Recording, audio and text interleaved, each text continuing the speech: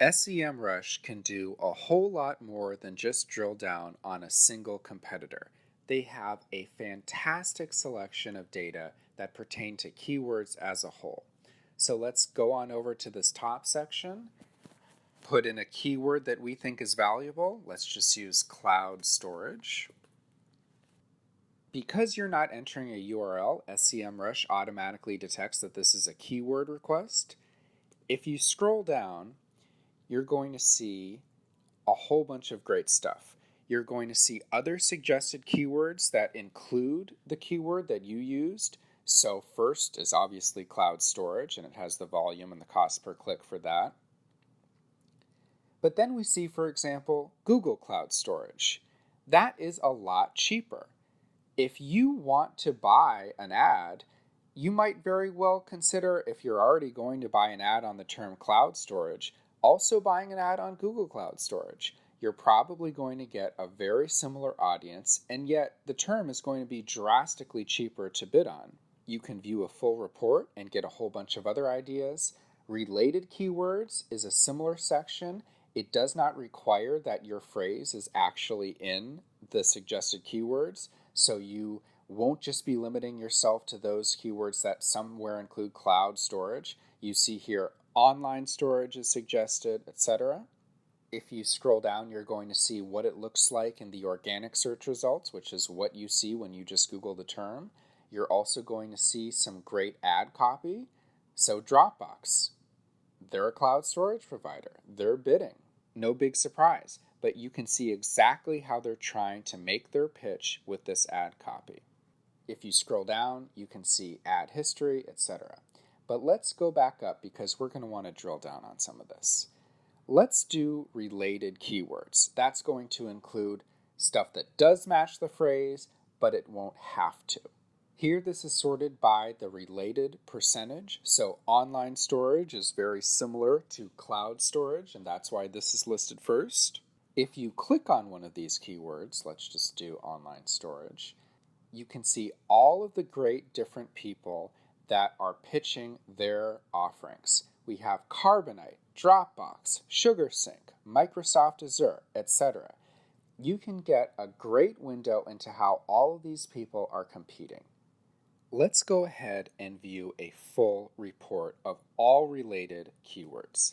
This is going to give you so many keyword opportunities, you're going to have work to do for months. If you want to try to target content to these particular keywords, you're going to have a ton of ideas here. If we scroll down, we can sort by related percentage, but that's going to get us some not that great keywords. We see here which online storage only has a volume of 10 and a very high keyword difficulty, so it's not that great. Experiment with this with your niche. Some of the sorting options will be better for one niche versus another. Let's sort by volume. This is going to get us the highest volume, the most search terms that are within this list of related keywords. Okay, Drive, Cloud, Cloud Storage, even Dropbox Free. These are all potentially very interesting targets. We also want to make good note of the keyword difficulty, which is how difficult it would be for us to compete over that, as well as the cost per click. If you just eyeball this, you'll see a ton of these very high volume terms are very difficult. But you can see some big discrepancies. Drive has a keyword difficulty of 85, but just a few spots down, Google Cloud Storage has a difficulty of 73. So right away you're seeing that that's a lot easier to rank for, although still difficult. Scrolling some more, you see Box Store at 63. This gives you a great sense, depending on how authoritative your website is, over the best, highest search for, most expensive if you were to buy ads on them, keywords to try to target. Once you've looked at a ton of related possible keywords, scroll up and let's click on Ads History. This gives you a ton of really valuable insights into the paid advertising that the competitors in this niche are running. It also sorts it by date. So let's go straight to the end and let's see what this recent 2018 ad from Microsoft is in this online storage keyword. Let's click the ad. Right away, we see exactly what they're doing here. We see the copy, we see the link, everything. If you go back, you see, okay, they iterated. In January 2018, they had a slightly different ad. For example, here in the January 2018 ad, they tried get a $200 free credit. Later, they say create your free account today. So they're experimenting. First they thought, or at least earlier they thought, that the $200 specificity would drive customers. Then they thought, let's be a little more ambiguous. Maybe that particular deal ended, but let's just say a free account today. By looking at the progress of their experimentation, you can find out what will likely work the best for you. If Microsoft or whoever else decided to run with an ad for months and months and months after a lot of experimentation, that is the green light for you to hopefully do the same. We can look at the same data for other competitors. Here's Dropbox. They've iterated a ton, etc., etc. A whole bunch of competitor data we can look at. We also see the traffic, the price, and the keywords. There is a ton of great people working on fantastic copy, fantastic keywords, and getting a ton of money. This lets you see exactly what they're being paid to do, all with Semrush.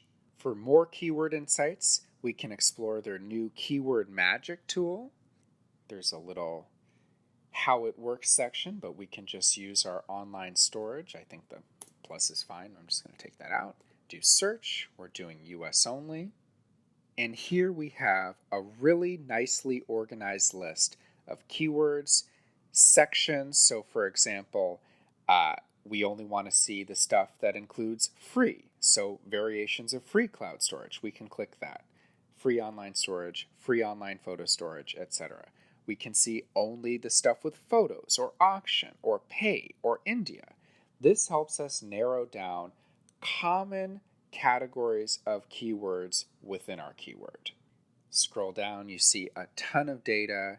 You can sort this. You can say of the things that are free, let's sort by keyword difficulty. Let's do that. The first result obviously is a very difficult keyword to rank for free, but as we go down the list, we see not everything is so difficult. Okay, free online storage shed plans. I don't know exactly what the shed refers to, and not that many people search for it, only 20, but if that means something to you and to your audience, that's a lot easier to rank for than the top one.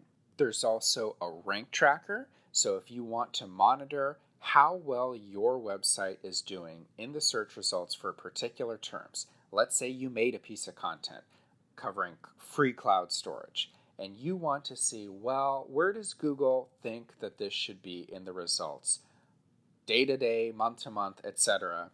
You can enter your domain right here and get a play-by-play of the progress that you're making in these search results.